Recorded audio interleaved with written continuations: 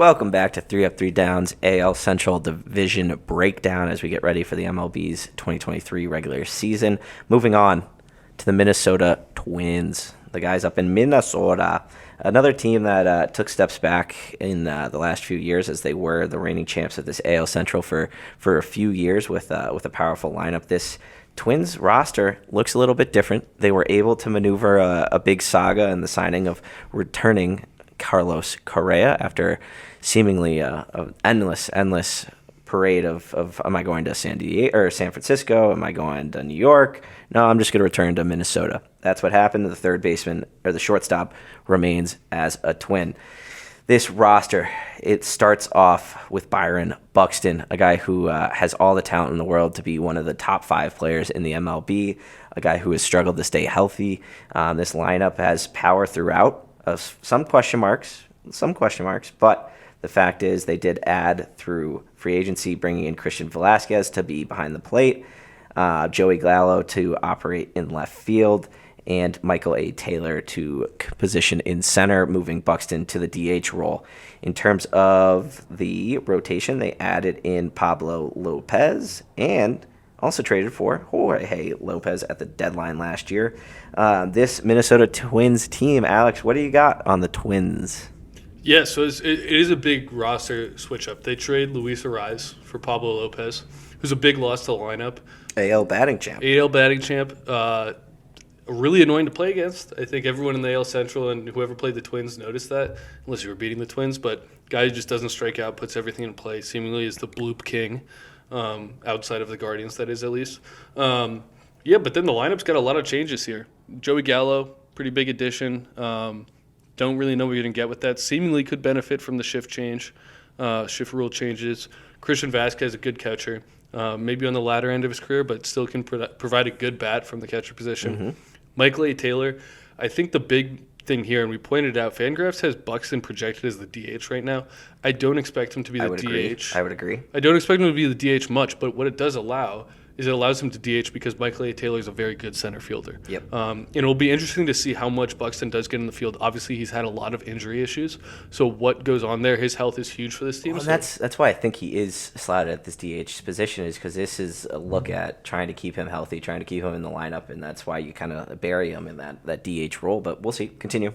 Yeah, and then Correa, obviously a huge signing. It remains to be seen what the extent of this injury is and whether it actually impacts the rest of his career. But 2 teams were willing to pass on him after offering him over $300 million, which says a lot, right? You have a player that you value that much and you're going to let him walk out the door because of something that you saw in the medical.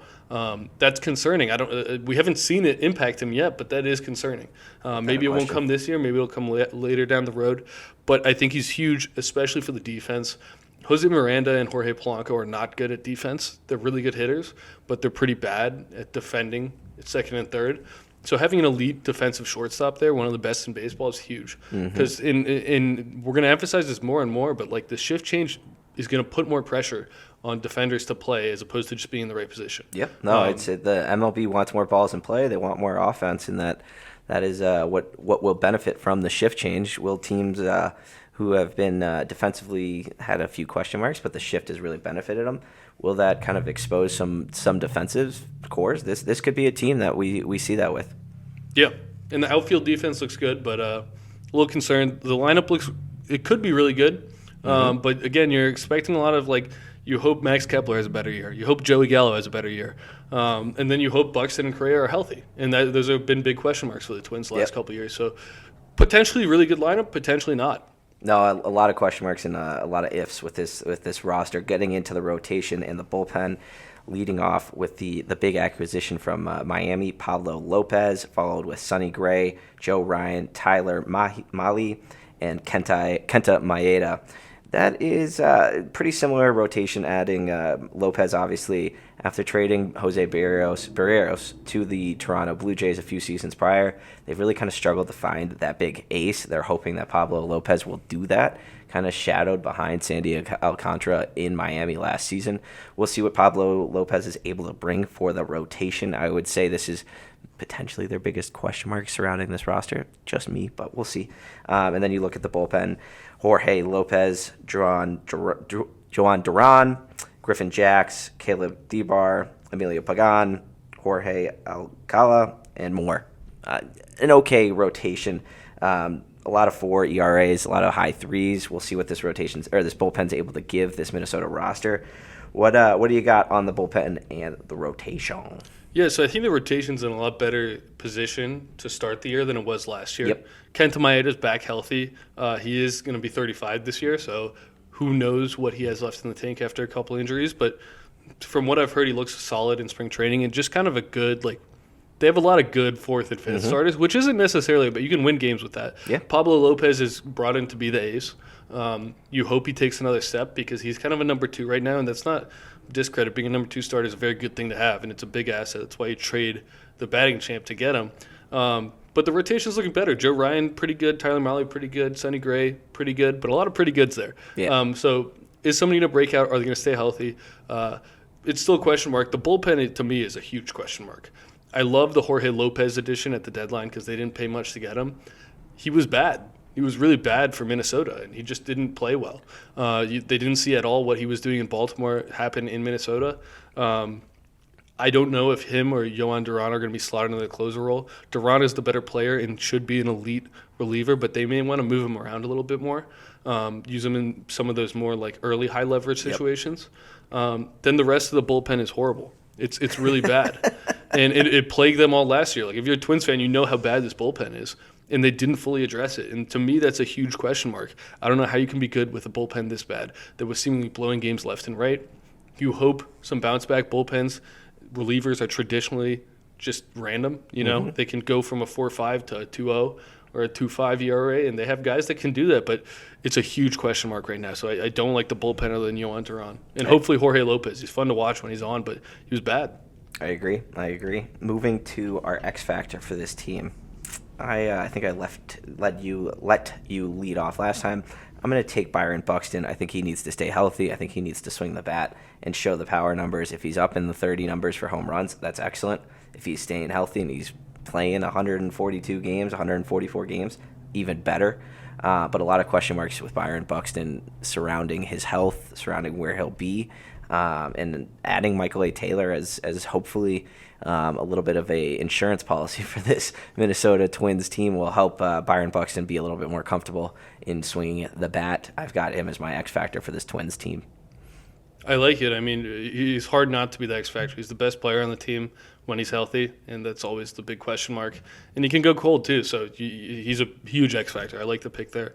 I'm between two. One guy who I'm just going to quickly mention, Royce Lewis, injured right now, had knee surgery.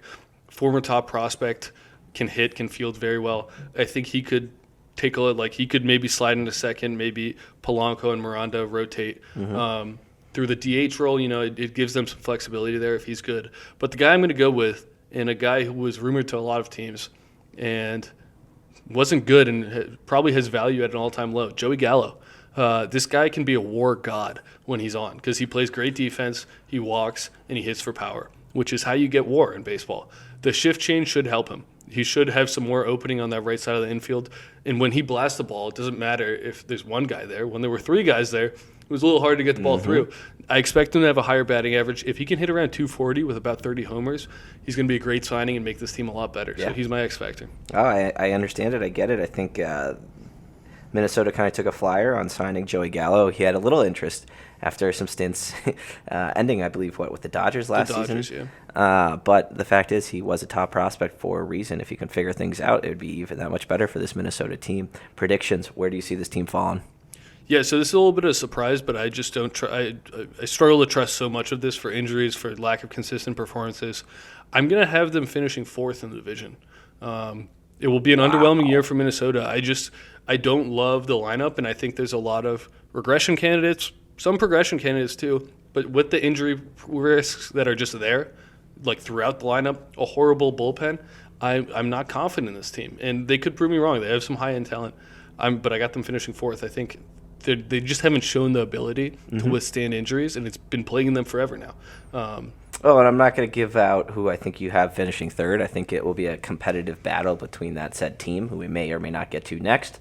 But the fact is, I think this team edges them out for third place. I just think they need another year of development and building. But we'll see. It's a very realistic reality that they could finish fourth. that concludes our Minnesota Twins breakdown. Check out, subscribe. All of our videos, all of our divisional breakdowns will be out on YouTube and Spotify. Any last comments on the Minnesota Twins? No, if we missed something, please let us know. I know everyone's excited about baseball this year, and there's this is the time to be excited. There's a lot to be excited about with this team. If there's something you think we missed and something we should have talked about more, we'd love to know it. Yeah, absolutely. That ends our Minnesota breakdown.